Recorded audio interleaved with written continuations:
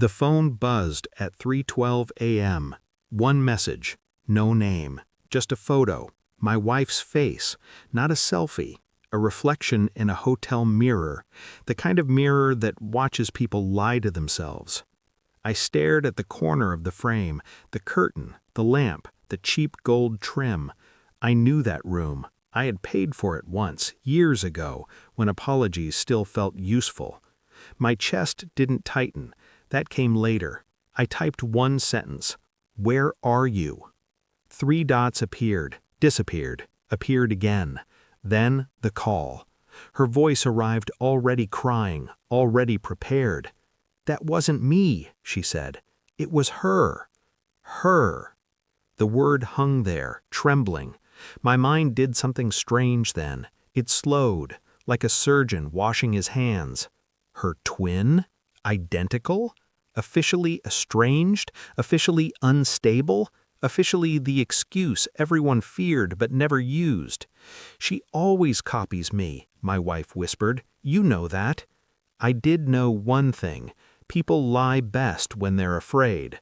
I hung up without a goodbye, and in the silence something inside me clicked into place. Not rage, not grief, but strategy.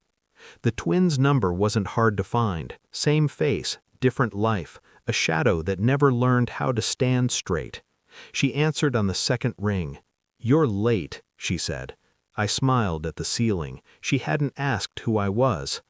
We met in a bar that didn't ask questions. Dim, but not dark. Truth hates darkness. It prefers soft light and loose tongues. She drank whiskey. I drank water. She said it was you, I told her. The laugh came out wrong, too sharp, too relieved. She always lies, the twin said. You know that.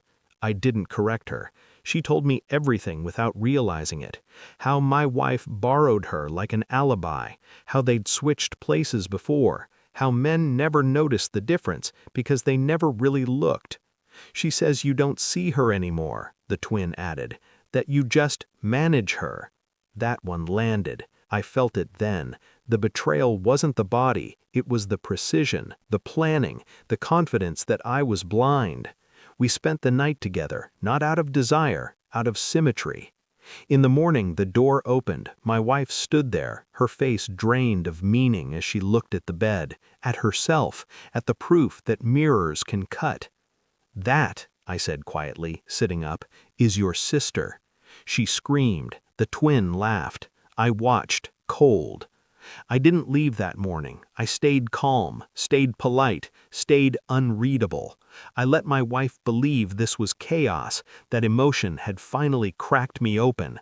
Inside, I was inventorying. Phone records, patterns, dates that overlapped too neatly. 2 women, 1 life, 1 long performance staged for my trust. I ordered DNA tests I never planned to use, pulled financial statements she assumed I ignored, cross-checked travel receipts against alibis she rehearsed too smoothly. At home she cooked, cleaned, touched my arm like a question. I answered none of them. Then came the call. Thanksgiving. If you want to join, my daughter-in-law snapped, come wash the dishes. I waited a beat. Enjoy, I said. That night I posted photos, nothing dramatic, just angles. The villa in Switzerland, morning fog over glass railings, a fire burning without effort, wealth that didn't need to explain itself. My phone rang, once, twice, 71 times. I didn't answer. The truth arrived in a thin envelope, not DNA, better, a timeline. 2 women, 1 manipulation, shared passwords, rotating blame, a system designed to make me doubt my own eyes. I slid the folder across the table. My wife flipped pages, her hands shook, her mouth opened, nothing came out. I watched her carefully, the way you watch an animal realize the cage was always locked. You knew, she whispered. I checked, I said. The twin stood behind her, pale now, smaller. No, my wife said, you don't understand. She ruins everything. She helped, I replied. You planned. Silence. It screamed louder than confession. I didn't raise my voice. I raised clarity. I transferred assets that morning, quietly, legally, irreversibly. I sent invitations to people who mattered, showed them the story she couldn't control. I didn't accuse, I displayed.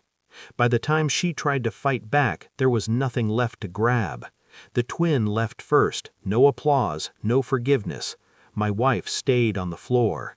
"I can fix this," she said. I picked up my coat. "You already did," I replied. "You showed me who you are." She reached for me. I stepped away, cold.